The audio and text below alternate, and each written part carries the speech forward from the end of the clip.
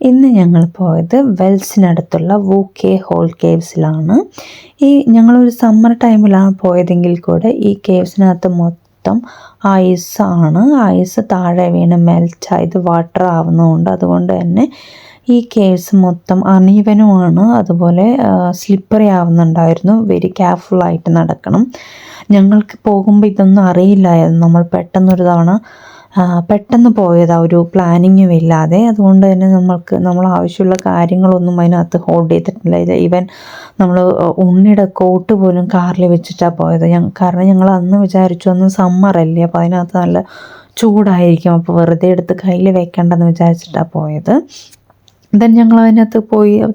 നമ്മൾക്ക് വേണ്ടി guide wait ചെയ്യുന്നുണ്ടായിരുന്നു. അവസാനത്തെ സ്ലോട്ടിലാണ് പോയത്. അപ്പം നമ്മൾ പെട്ടെന്ന് തന്നെ അതിനകത്തേക്ക് കയറി. പിന്നെ ഇവിടെ നിന്ന് ഗൈഡ് ഇങ്ങനെ എക്സ്പ്ലെയിൻ ചെയ്യുന്നുണ്ടായിരുന്നു ഈ കേസിലെ ഹിസ്റ്ററി, ഇതെന്തൊക്കെയാണ് അവിടെ നടക്കണേന്നൊക്കെ. നമ്മൾ ആദ്യമേ കയറി ചെല്ലുന്നത് ഈ ലൈറ്റിങ്ങിലോട്ടാണ്. ഇവിടെ ബോട്ടിംഗ് ഉണ്ട്, പക്ഷേ നേരത്തെ തന്നെ നമ്മൾ ബുക്ക് ചെയ്തിട്ട് വേണം പോകാനായിട്ട്. അതുപോലെ തന്നെ നമ്മൾ സ്ലോട്ട് എടുത്ത് ടൈമിങ്ങും കൂടെ ബുക്ക് ചെയ്ത് വെക്കണം, എന്നാൽ മാത്രമേ നമുക്ക് ബോട്ടിംഗ് ചെയ്യാൻ പറ്റുള്ളൂ. അതുപോലെ വേറെയും കുറേ ആക്ടിവിറ്റീസ് ഇവിടെ നടക്കുന്നുണ്ട്. അഡ്വെഞ്ചേഴ്സ് ആക്ടിവിറ്റീസ് നടക്കുന്ന one of the best places in Somerset ആണ് ഈ കേവ്സ്. നമ്മൾ നേരത്തെ ബുക്ക് ചെയ്യണം ഇതിനൊക്കെ. റോക്ക് ക്ലൈമ്പിംഗ് ഉണ്ട്, ഇതിനകത്തൂടെ റോക്ക് ക്ലൈമ്പിംഗ് ചെയ്യുന്നുണ്ട്. അത് കഴിഞ്ഞ് നമ്മൾ ഈ ഡീറ്റെയിൽസൊക്കെ നമ്മൾ അവിടെ എത്തിയപ്പോഴാണ് അറിയുന്നത്. ഞങ്ങൾ ഇതിനകത്ത് നോക്കാതെയാണ് പെട്ടെന്ന് പോയത്, അതുകൊണ്ട് വലിയ പിടിയില്ലായിരുന്നു. പിന്നെ ഇത് റീസെൻ്റ്ലി ഇവിടെ സെറ്റ് ചെയ്ത 24 സെറ്റ് ചെയ്തൊരു മൂണിൻ്റെ സ്റ്റാച്ചു ആണ്. കാണാൻ വലിയ സംഭവമായിരുന്നു. പിന്നെ തന്നെ നമ്മൾ ഒത്തിരി തിരക്കുള്ളത് കൊണ്ട് 1 by 1 ലൈൻ ചെയ്തിട്ട് നമ്മളെ വിടുന്നത് കൊണ്ട് നമുക്ക് വീഡിയോ എടുക്കാനും കുറച്ച് ബുദ്ധിമുട്ടുണ്ടായിരുന്നു. നമ്മളത് കഴിഞ്ഞ് ഇതെല്ലാം കണ്ടു കഴിഞ്ഞ് കുറച്ച് സമയം ഇവിടെ സ്പെൻഡ് ചെയ്തതുള്ളൂ. കാരണം ഗൈഡ് നമ്മളെ ചെയ്യുന്നതുകൊണ്ട്, ഇൻസ്ട്രക്ഷൻ ചെയ്യുന്നതുകൊണ്ട് നമ്മളത് കേട്ടിങ്ങനെ പുറകിലിങ്ങനെ പോകായിരുന്നു. ഒത്തിരി സമയം അവിടെ നിൽക്കാനൊന്നും പറ്റില്ല. പിന്നെ നല്ല തണുപ്പും കൂടെ ആയിരുന്നു. നമ്മളങ്ങനെ പതിയെ പുറത്തിറങ്ങി. ഉണ്ണി ഭയങ്കര എക്സൈറ്റഡ് ആയിരുന്നു, കാരണം നമ്മൾ എൻട്രൻസിന് കയറുമ്പോൾ തന്നെ ഡൈനോസേഴ്സിൻ്റെ അവിടെ സൗണ്ടൊക്കെ കേട്ടാണ് കയറിയത്. അപ്പോൾ ഈവൻ ഡൈനോസറെ കാണാനുള്ള എക്സൈറ്റ്മെൻറ്റിനകത്ത് ഒരുപാട് സമയം അവിടെ നിൽക്കണ്ട എന്നുള്ള രീതിയിൽ പെട്ടെന്ന് ഓടിപ്പോവുകയാണ്.